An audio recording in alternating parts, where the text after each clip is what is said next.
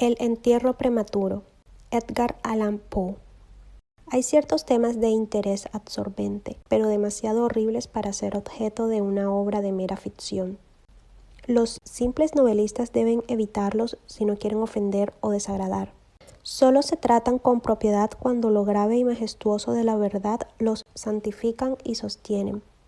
Nos estremecemos, por ejemplo, con el más intenso dolor agradable ante los relatos del paso de Beresina, del terremoto de Lisboa, de la peste de Londres y de la matanza de San Bartolomé, o de la muerte por asfixia de los 123 prisioneros en el agujero negro de Calcuta.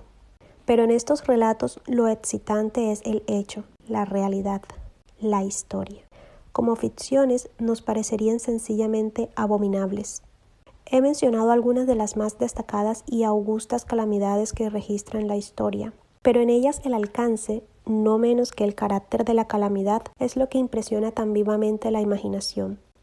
No necesito recordar al lector que, del largo y horrible catálogo de miserias humanas, podría haber escogido muchos ejemplos individuales más llenos de sufrimiento esencial que cualquiera de estos inmensos desastres generales. La verdad desdicha, la afiliación última, en realidad es particular, no difusa. Demos gracias a Dios misericordioso que los horrorosos extremos de agonía los sufra el hombre individualmente y nunca en masa. Ser enterrado vivo es, sin ningún género de duda, el más terrorífico extremo que jamás haya caído de suerte a un simple mortal. Que le ha caído en suerte con frecuencia, con mucha frecuencia, nadie con capacidad de juicio lo negará. Los límites que separan la vida de la muerte son, en el mejor de los casos, borrosos e indefinidos. ¿Quién podría decir dónde termina uno y dónde empieza el otro?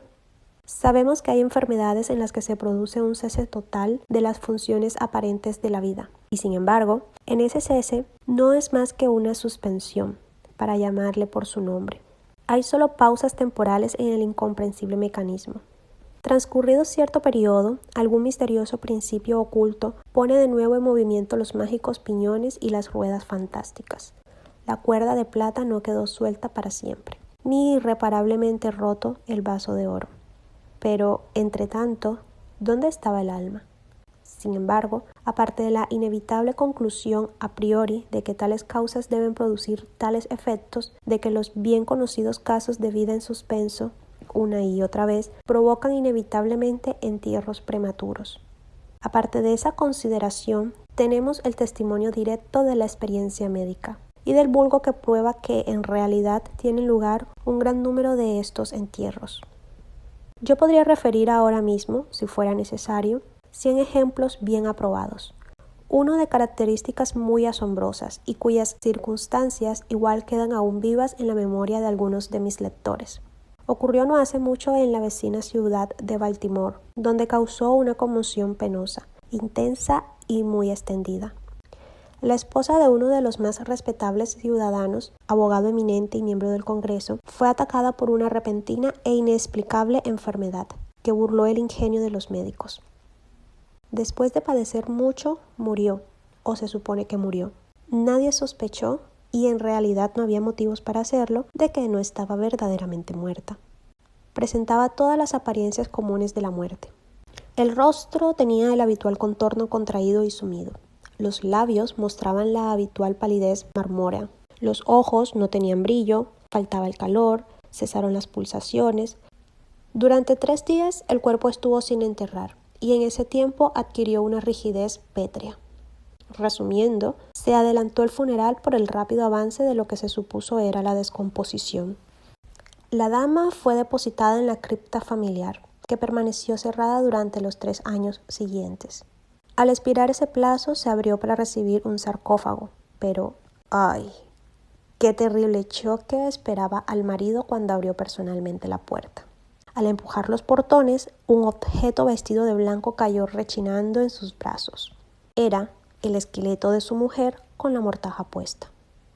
Una cuidadosa investigación mostró la evidencia de que había revivido a los 2 días de ser sepultada, que sus luchas dentro del ataúd habían provocado la caída de éste desde una repisa o nicho al suelo, y al romperse el féretro pudo salir de él.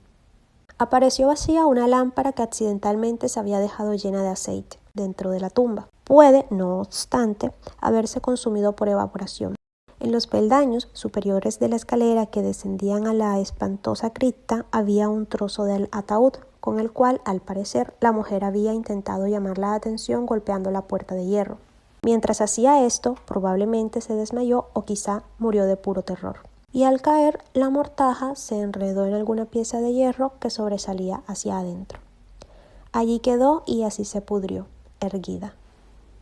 En el año 1810 tuvo lugar en Francia un caso de inhumación prematura, en circunstancias que contribuyen mucho a justificar la afirmación de que la verdad es más extraña que la ficción.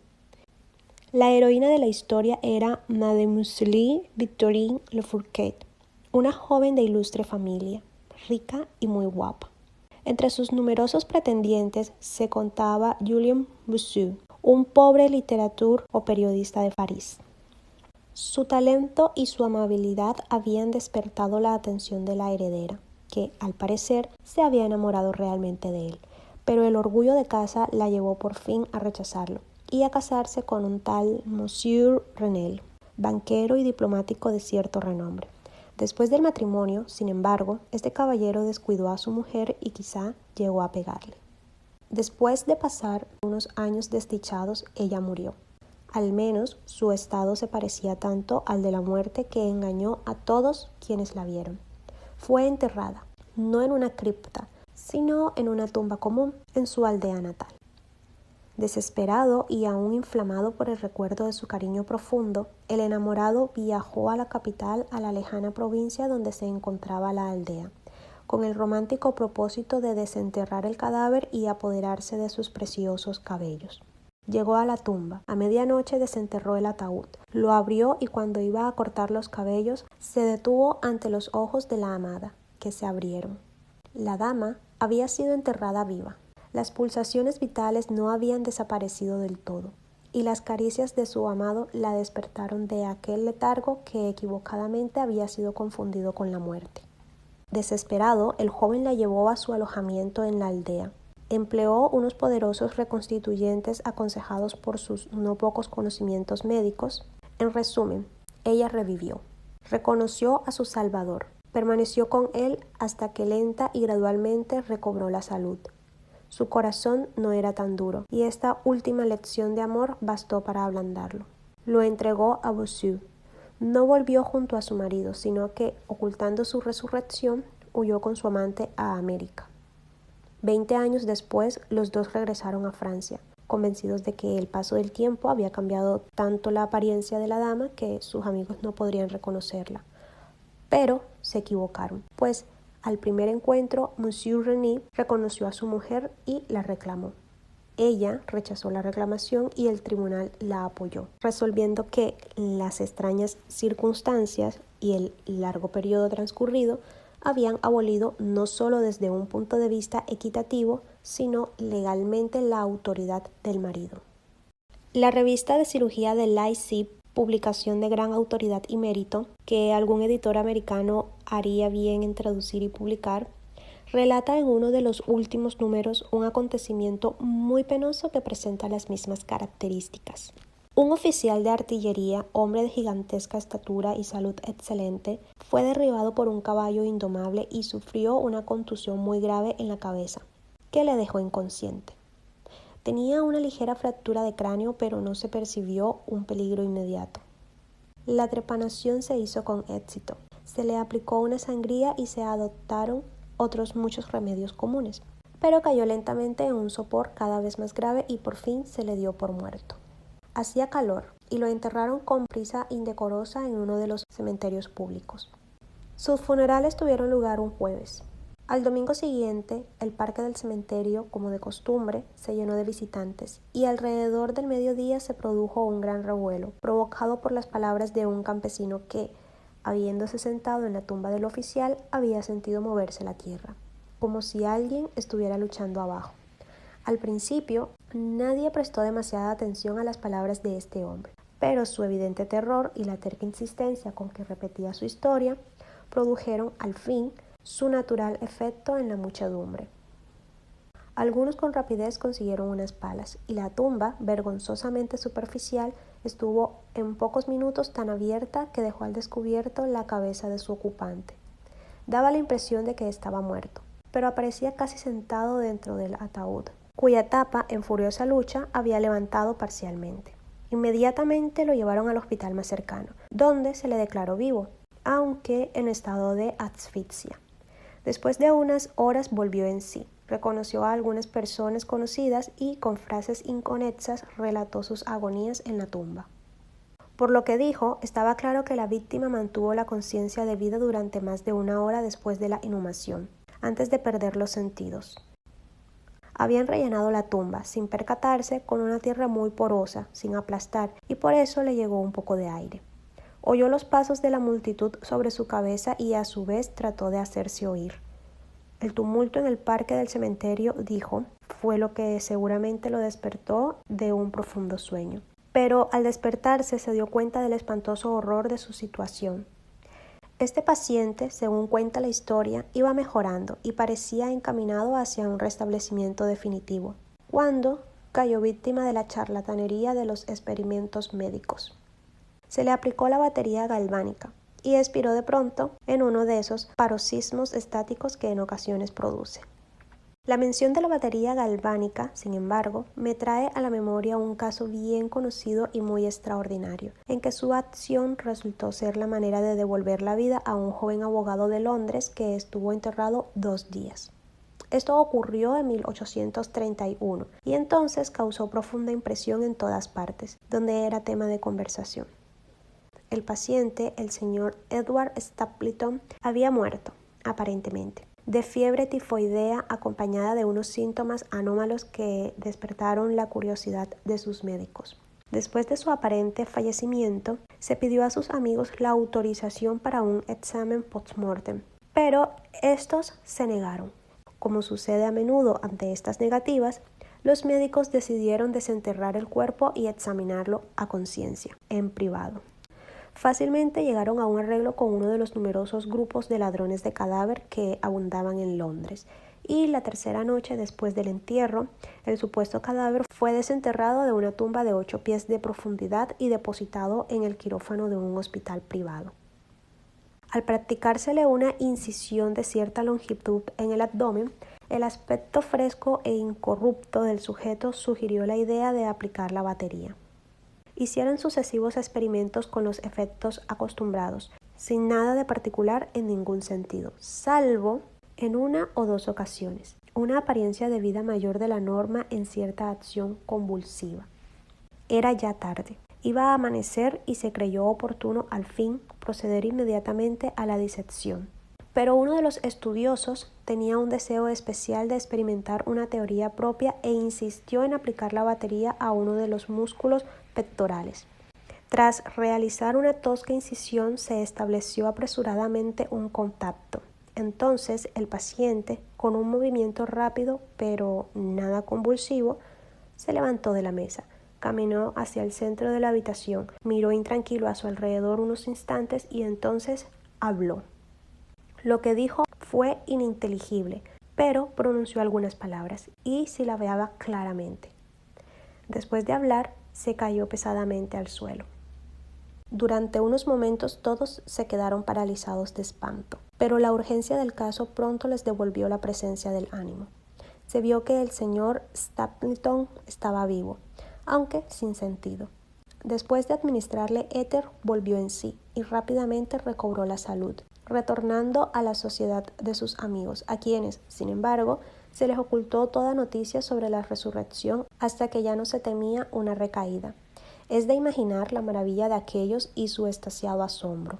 El dato más espeluznante de este incidente, sin embargo, se encuentra en lo que afirmó el mismo señor Stapleton. Declaró que en ningún momento perdió todo el sentido, que de un modo borroso y confuso percibía todo lo que le estaba ocurriendo desde el instante en que fuera declarado muerto por los médicos hasta cuando cayó desmayado en el piso del hospital. «Estoy vivo», fueron las incomprendidas palabras que, al reconocer la sala de disección, había intentado pronunciar en aquel grave instante de peligro. Sería fácil multiplicar historias como estas, pero me abstengo, porque en realidad no nos hacen falta para establecer el hecho de que suceden entierros prematuros. Cuando reflexionamos en las raras veces en que, por la naturaleza del caso, tenemos la posibilidad de descubrirlos, debemos admirar que tal vez ocurran más frecuentemente de lo que pensamos. En realidad, casi nunca se han removido muchas tumbas de un cementerio, por alguna razón, sin que aparecieran esqueletos en posturas que sugieren la más espantosa de las sospechas. La sospecha es espantosa, pero es más espantoso el destino. Puede afirmarse sin vacilar que ningún suceso se presta tanto a llevar al colmo de la angustia física y mental como el enterramiento antes de la muerte. La insoportable opresión de los pulmones, las emanaciones sofocantes de la tierra húmeda, la mortaja que se hiere, el rígido abrazo de la estrecha morada, la oscuridad de la noche absoluta, el silencio como un mar que abruma, la invisible pero palpable presencia del gusano vencedor. Entre estas cosas, junto con los deseos del aire y de la hierba que crecen arriba, con el recuerdo de los queridos amigos que volverían a salvarnos si se enteraran de nuestro destino, y la conciencia de que nunca podrán saberlo, de que nuestra suerte irremediable es la de los muertos de verdad. Estas consideraciones, llevan el corazón aún palpitante a un grado de espanto e insoportable horror ante el cual la imaginación más audaz retrocede. No conocemos nada tan angustioso en la tierra, no podemos imaginar nada tan horrible en los dominios del más profundo infierno, y por eso todos los relatos sobre este tema despiertan un interés profundo, interés que, sin embargo, gracias a la temerosa reverencia hacia este tema, depende justa y específicamente de nuestra creencia en la verdad del asunto narrado. Lo que voy a contar ahora es mi conocimiento real, mi experiencia efectiva y personal. Durante varios años sufrí ataques de ese extraño trastorno que los médicos han decidido llamar catalepsia, a falta de un nombre que mejor lo defina. Aunque tanto las causas inmediatas como las predisposiciones e incluso el diagnóstico de esta enfermedad siguen siendo misteriosas, su carácter evidente y manifiesto es bien conocido. Las variaciones parecen serlo principalmente de grado. A veces el paciente se queda un solo día o incluso un periodo más breve en una especie de exagerado letargo. Está inconsistente y externamente inmóvil, pero las pulsaciones del corazón aún se perciben débilmente. Quedan unos indicios de calor. Una leve coloración persiste en el centro de las mejillas y, al aplicar un espejo a los labios, podemos detectar una torpe, desigual y vacilante actividad de los pulmones. Otras veces el trance dura semanas e incluso meses, mientras el examen más minucioso y las pruebas médicas más rigurosas no logran establecer ninguna diferencia material entre el estado de la víctima y lo que concebimos como muerte absoluta. Por regla general, lo salvan del entierro prematuro sus amigos, que saben que sufría anteriormente de catalepsia y la consistente sospecha, pero sobre todo le salva la ausencia de corrupción. La enfermedad, por fortuna, avanza gradualmente. Las primeras manifestaciones, aunque marcadas, son inequívocas. Los ataques son cada vez más característicos y cada uno dura más que el anterior. En esto reside la mayor seguridad de cara a evitar la inhumación. El desdichado cuyo primer ataque tuviera la gravedad con que en ocasiones se presenta, sería casi inevitablemente llevado vivo a la tumba. Mi propio caso no difería en ningún detalle importante de los mencionados en los textos médicos. A veces, sin ninguna causa aparente, me hundía poco a poco en un estado de semisíncope o casi desmayo, y ese estado sin dolor, sin capacidad de moverme o realmente de pensar, pero con una borrosa y letárgica conciencia de la vida y de la presencia de los que me rodeaban en mi cama, duraba hasta que la crisis de la enfermedad me devolvía de repente el perfecto conocimiento. Otras veces el ataque era rápido, fulminante. Me sentía enfermo, aterido, helado, con escalofríos y mareos, y de repente me caía postrado. Entonces, durante semanas, todo estaba vacío, negro, silencioso, y la nada se convertía en el universo. La total aniquilación no podía ser mayor.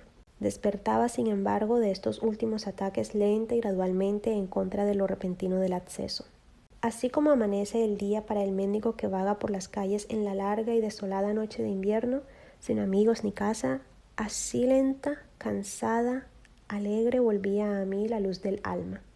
Pero aparte de esta tendencia al síncope, mi salud general parecía buena y no hubiera podido percibir que sufría esta enfermedad, a no ser que una peculiaridad de mi sueño pudiera considerarse provocada por ella.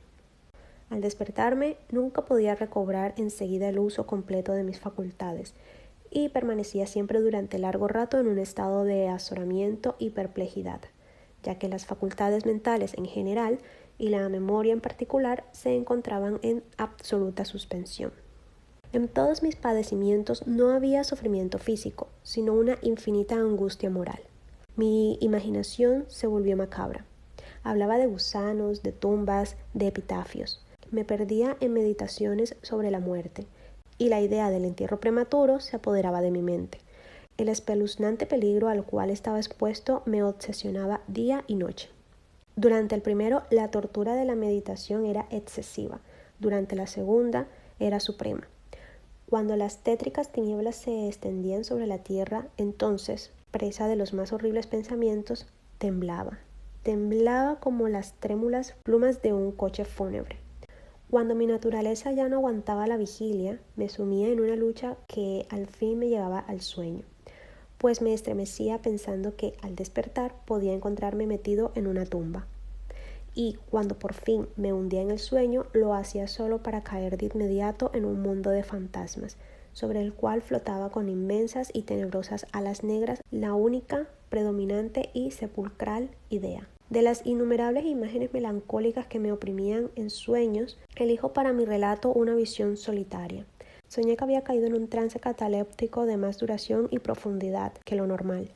De repente, una mano helada se posó en mi frente y una voz impaciente, farfullante, susurró en mi oído: «Levántate». Me incorporé. La oscuridad era total. No podía ver la figura del que me había despertado. No podía recordar ni la hora en que había caído en trance, ni el lugar en que me encontraba. Mientras seguía inmóvil, intentando ordenar mis pensamientos, la fría mano me agarró con fuerza por la muñeca, sacudiéndola con petulancia, mientras la voz farfullante decía de nuevo: «Levántate. ¿No te he dicho que te levantes?» «¿Y tú?», pregunté. «¿Quién eres?» «No tengo nombre en las regiones donde habito», replicó la voz tristemente. «Fui un hombre y soy un espectro.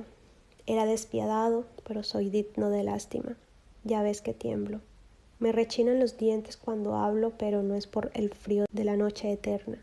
Pero este horror es insoportable. ¿Cómo puedes dormir tú tranquilo? No me dejan descansar los gritos de estas largas agonías. Estos espectáculos son más de lo que puedo soportar. Levántate, ven conmigo a la noche exterior y deja que te muestre las tumbas. ¿No es este un espectáculo de dolor? Mira». Miré y la figura invisible que aún seguía apretándome la muñeca consiguió abrir las tumbas de toda la humanidad, y de cada una salían las irradiaciones fosfóricas de la descomposición, de forma que pude ver sus más escondidos rincones y los cuerpos amortajados en su triste y solemne sueño con el gusano. Pero, ay, los que realmente dormían, aunque fueran muchos millones, eran menos que los que no dormían en absoluto, y había una débil lucha, y había un triste y general desasosiego, y de las profundidades de los innumerables pozos salía el melancólico flotar de las vestiduras de los enterrados, y entre aquellos que parecían descansar tranquilos, vi que muchos habían cambiado, en mayor o menor grado, la rígida e incómoda postura en que fueron sepultados. Y la voz me habló de nuevo, mientras contemplaba. ¿No es esto, acaso un espectáculo lastimoso? Pero antes de que encontrara palabras para contestar, la figura había soltado mi muñeca. Las luces fosfóricas se extinguieron y las tumbas se cerraron con repentina violencia, mientras de ellas salía un tumulto de gritos desesperados, repitiendo: «¿No es esto, Dios mío, acaso un espectáculo lastimoso?». Fantasías como esta se presentaban por la noche y extendían su terrorífica influencia incluso en mis horas de vigilia. Mis nervios quedaron destrozados y fui presa de un horror continuo. Ya no me atrevía a montar a caballo, a pasear, ni a practicar ningún ejercicio que me alejara de casa. En realidad, ya no me atrevía a fiarme de mí lejos de la presencia de los que conocían mi propensión a la catalepsia. por miedo de que en uno de esos ataques me enterraran antes de conocer mi estado realmente. Dudaba del cuidado y de la lealtad de mis amigos más queridos. Temía que, en un trance más largo de lo acostumbrado, se convencieran de que ya no había remedio. Incluso llegaba a temer que, como les causaba muchas molestias, quizás se alegraran de considerar que un ataque prolongado era la excusa suficiente para librarse definitivamente de mí. En vano trataba de tranquilizarme con las más solemnes promesas. Les exigía, con los juramentos más sagrados, que en ninguna circunstancia me enterraran hasta que la descomposición estuviera tan avanzada que impidiese la conservación. Y aun así mis terrores mortales no hacían caso de razón alguna, no aceptaban ningún consuelo. Empecé con una serie de complejas precauciones. Entre otras, mandé remodelar la cripta familiar de forma que se pudiera abrir fácilmente desde dentro.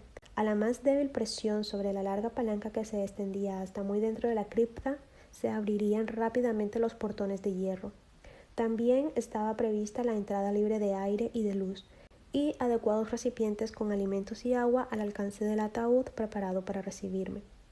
Este ataúd estaba acolchado con un material suave y cálido y dotado de una tapa elaborada según el principio de la puerta de la cripta, incluyendo resortes ideados de forma que el más débil movimiento del cuerpo sería suficiente para que se soltara. Aparte de esto, el techo de la tumba colgaba con una gran campana, cuya soga pasaría por un agujero en el ataúd y estaría atada a una mano del cadáver. Pero, ay, ¿de qué sirve la preocupación contra el destino del hombre? Ni siquiera estas bien urdidas seguridades bastaban para liberar de las angustias más extremas de la inhumación en vida a un infeliz destinado a ellas. Llegó una época, como me había ocurrido antes a menudo, en que me encontré emergiendo de un estado de total inconsistencia a la primera sensación débil e indefinida de la existencia. Lentamente, con paso de tortuga, se acercaba el pálido amanecer gris del día psíquico. Un desasosiego aletargado. Una sensación apática de sordo dolor. Ninguna preocupación, ninguna esperanza, ningún esfuerzo. Entonces, después de un largo intervalo, un zumbido en los oídos. Luego, tras un lapso de tiempo más largo, una sensación de hormigueo o comezón en las extremidades. Después, un periodo aparentemente eterno de placentera quietud, durante el cual las sensaciones que se despiertan luchan por transformarse en pensamientos. Más tarde, otra corta zambullida en la nada. Luego, un súbito restablecimiento. Al fin, el ligero estremecerse de un párpado. E inmediatamente después, un choque eléctrico de terror, mortal e indefinido, que envía la sangre a torrentes desde las sienes al corazón. Y entonces, el primer esfuerzo por pensar. Y entonces, el primer intento de recordar. Y entonces, un éxito parcial y evanescente. Y entonces la memoria ha recobrado tanto su dominio que, en cierta medida, tengo conciencia de mi estado. Siento que no me estoy despertando de un sueño corriente. Recuerdo que he sufrido de catalepsia y entonces, por fin, como si fuera la embestida de un océano, el único peligro horrendo, la única idea espectral y siempre presente abruma mi espíritu estremecido. Unos minutos después de que esta fantasía se apoderase de mí, me quedé inmóvil. ¿Y por qué? No podía reunir valor para moverme. No me atrevía a hacer el esfuerzo que desvelara mi destino. Sin embargo, algo en mi corazón me susurraba que era seguro. La desesperación, tal como ninguna otra clase de desdicha produce, solo la desesperación me empujó, después de una profunda duda, al abrir mis pesados párpados. Los levanté. Estaba oscuro, todo oscuro. Sabía que el ataque había terminado. Sabía que la situación crítica de mi trastorno había pasado. Sabía que había recuperado el uso de mis facultades visuales y sin embargo todo estaba oscuro, oscuro, con la intensa y absoluta falta de luz de la noche que dura para siempre. Intenté gritar y mis labios y mi lengua reseca se movieron convulsivamente. Pero ninguna voz salió de los cavernosos pulmones que, oprimidos como por el peso de una montaña, jadeaban y palpitaban con el corazón en cada inspiración laboriosa y difícil. El movimiento de las mandíbulas, en el esfuerzo por gritar, me mostró que estaban atadas, como se hace con los muertos. Sentí también que yacía sobre una materia dura y algo parecido me apretaba a los costados. Hasta entonces no me había atrevido a mover ningún miembro, pero al fin levanté con violencia mis brazos, que estaban estirados con las muñecas cruzadas. Chocaron con una materia sólida, que se extendía sobre mi cuerpo a no más de 6 pulgadas de mi cara. Ya no dudaba de que reposaba al fin dentro de un ataúd, y entonces, en medio de toda mi infinita desdicha, vino dulcemente la esperanza, como un querubín, pues pensé en mis precauciones. Me retorcí e hice espasmódicos esfuerzos para abrir la tapa. No se movía. Me toqué las muñecas buscando la soga. No la encontré, y entonces mi consuelo huyó para siempre, y una desesperación aún más inflexible reinó triunfante, pues no pude evitar percatarme de la ausencia de las almohadillas que había preparado con tanto cuidado. Y entonces llegó de repente a mis narices el fuerte y peculiar olor de la tierra húmeda. La conclusión era irresistible. No estaba en la cripta. Había caído en trance lejos de casa, entre desconocidos. No podía recordar cuándo y cómo, y ellos me habían enterrado como a un perro, metido en un ataúd común, cerrado con clavos y arrojado bajo tierra y para siempre, en alguna tumba común y anónima. Cuando este horrible convencimiento se abrió paso con fuerza hasta lo más íntimo de mi alma, luché una vez más por gritar, y este segundo intento tuvo éxito. Un largo, salvaje y continuo grito o alarido de agonía resonó en los recintos de la noche subterránea. Oye, ¿qué es eso?, dijo una áspera voz como respuesta. ¿Qué diablos pasa ahora?, dijo un segundo. Fuera de ahí, dijo un tercero. ¿Por qué aúlla de esa manera como un gato montés?, dijo un cuarto. Y entonces unos individuos de aspecto rudo me sujetaron y me sacudieron sin ninguna consideración.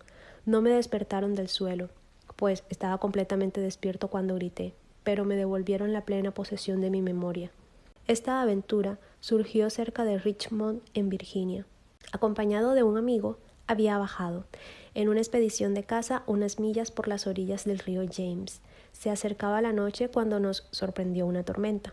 La cabina de una pequeña chalupa anclada en la corriente y cargada de tierra vegetal nos ofreció el único refugio asequible. Le sacamos el mayor provecho posible y pasamos la noche a bordo. Me dormí en una de las 2 literas. No hace falta describir las literas de una chalupa de 60 o 70 toneladas. La que yo ocupaba no tenía ropa de cama. Tenía una anchura de 18 pulgadas. La distancia entre el fondo y la cubierta era exactamente la misma. Me resultó muy difícil meterme en ella. Sin embargo, dormí profundamente y toda mi visión, pues no era ni un sueño ni una pesadilla, surgió naturalmente de las circunstancias de mi postura, de la tendencia habitual de mis pensamientos y de la dificultad, que ya he mencionado, de concentrar mis sentidos y sobre todo de recobrar la memoria durante largo rato después de despertarme. Los hombres que me sacudieron eran los tripulantes de la chalupa y algunos jornaleros contratados para descargarla. De la misma carga procedía el olor a tierra. La venda en torno a las mandíbulas era un pañuelo de seda con el que me había atado la cabeza a falta de gorro de dormir. Las torturas que soporté, sin embargo, fueron indudablemente iguales en aquel momento a las de la verdadera sepultura. Era de un horror inconcebible, increíblemente espantosas, pero del mal procede el bien, pues su mismo exceso provocó en mi espíritu una reacción inevitable. Mi alma adquirió temple, vigor. Salí fuera, hice ejercicios duros, respiré aire puro, pensé en más cosas que en la muerte, abandoné mis textos médicos, quemé el libro de Buchan, no leí más pensamientos nocturnos, ni grandilocuencias sobre cementerios, ni cuentos de miedo como este. En muy poco tiempo me convertí en un hombre nuevo y viví una vida de hombre. Desde aquella noche memorable descarté para siempre mis apresiones sepulcrales, y con ellas se desvanecieron los achaques catalépticos, de los cuales quizá fueran menos consecuencia que causa. Hay momentos en que, incluso para el sereno ojo de la razón, el mundo de nuestra triste humanidad puede parecer el infierno, pero la imaginación del hombre no es gratis para explorar con impunidad todas sus cavernas. Ay, la torva legión de los terrores sepulcrales no se puede considerar como completamente imaginaria, pero los demonios, en cuya compañía Asafriab hizo su viaje por el Oxus, tienen que dormir o nos devorarán. Hay que permitirles que duerman, o pereceremos.